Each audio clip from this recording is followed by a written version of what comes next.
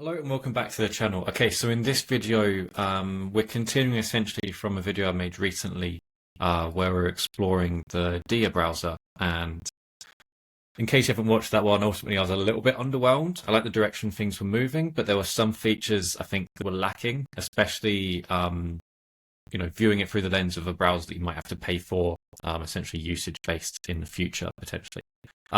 So in this video, I want to show a couple of extensions, primarily Slesh here, that are doing things a little bit differently. Now, these are both in Chrome. I'm not sure if they support other browsers yet, but they're primarily in Chrome.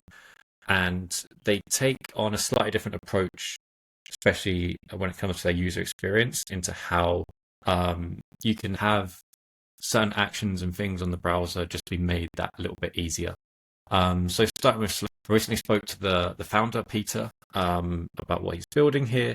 And there's a lot of interesting things that he's doing. It's a very small team, especially compared to like an entire browser like Dia. And it manages to streamline a lot of things. Essentially here you can have a shortcut or open an extension like this. And it's very early on, but you can basically tell it to do anything. So I'm going to show another extension slightly later on, which I think is a direction that a lot of things will move to in the future, and this is something that I was surprised Dia hadn't made yet. You give it a command and it can run agentically in the background and just browse and perform actions for you. Ultimately, that seems to be where a lot of these things are going.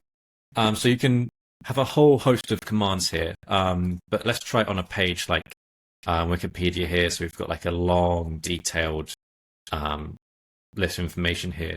So we can either use our shortcut or just go into here and we can just ask a command. So like, what are the, and there you go. So it manages to summarize the entire page for you. Now, right now, this extension is completely free. Here's a few more clips from a recent call I had with the founder, like I mentioned. They would pop up, and then you could see, like right off the bat, right, it would show you different links that you might be interested in based on the content that you're seeing, right? So you're looking at this, and we could recommend you different websites that you might want to head next according to this. And then there's like a list of different actions you could see as well to quickly go to them, sort of like a command bar experience. And I guess the main experience is you're on a page and you just say what you want to do or what you're looking for. So for example, this is Firecrawl's documentation, right? I could just ask, for example, like how to get started.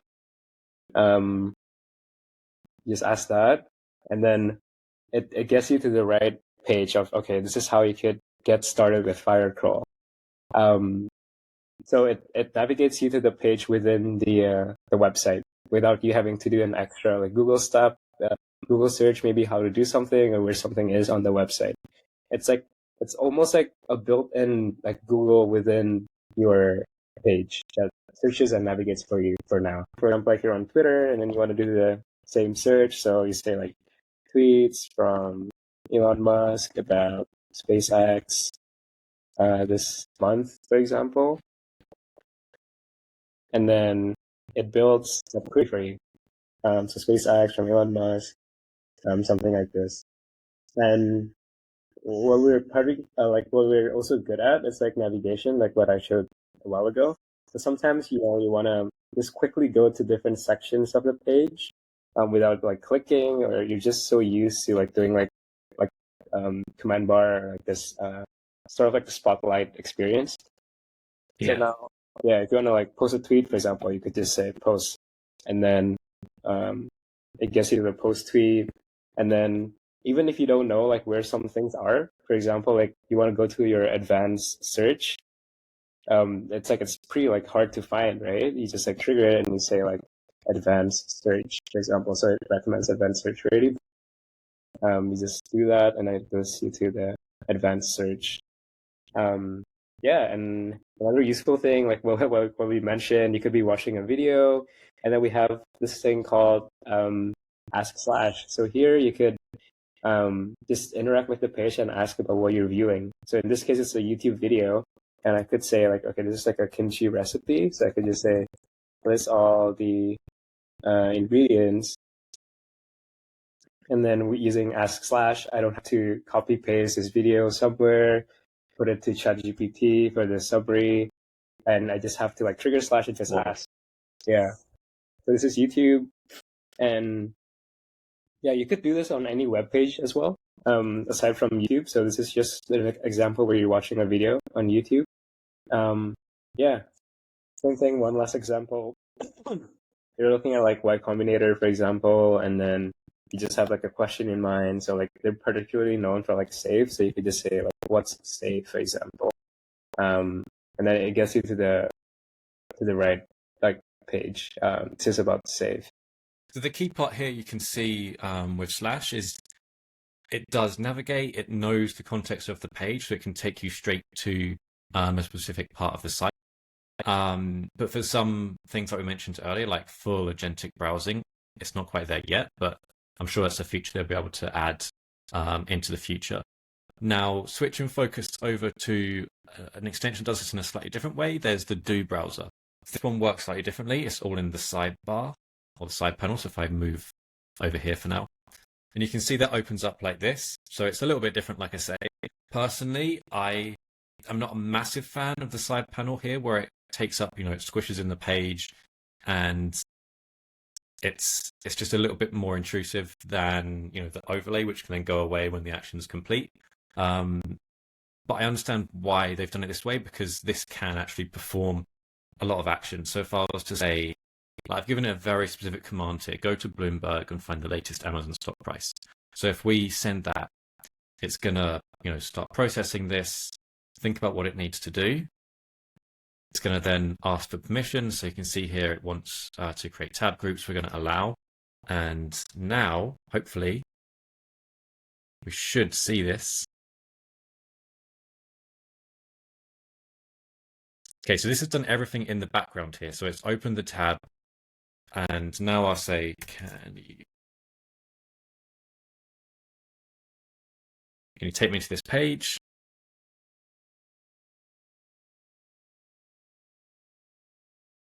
And here I can see that it's opened this tab here. So here's the Do browser. So opened in a separate window in the background, but there is the actual page that I asked for there.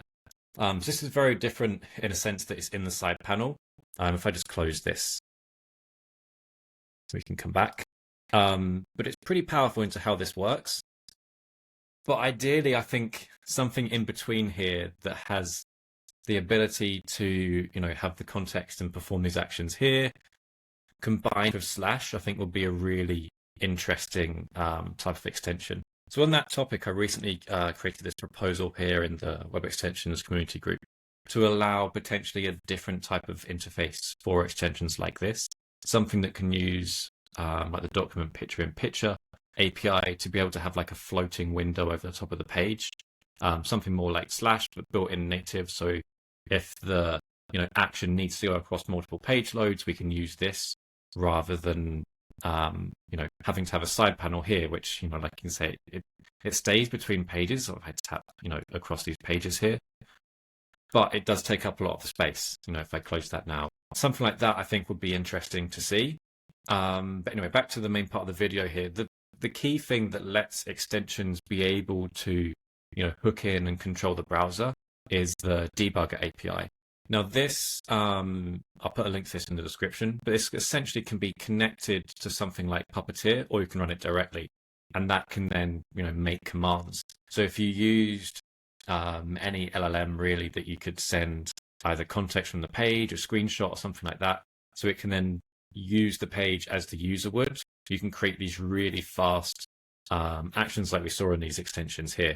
And I think this is a really interesting space of where these things could potentially move, especially for the next wave of extensions coming forward. I've put links to all of these extensions in the description. I recommend checking them out, definitely. And I'll also share like a small example of how you can use the debugger combined with Puppeteer in a mini little repo. I'll put that in the description as well, so you can get a feel for how this works. But yeah, it's really interesting. If you build anything using this, please do let me know. But yeah, thanks for watching. I'll see you in this video.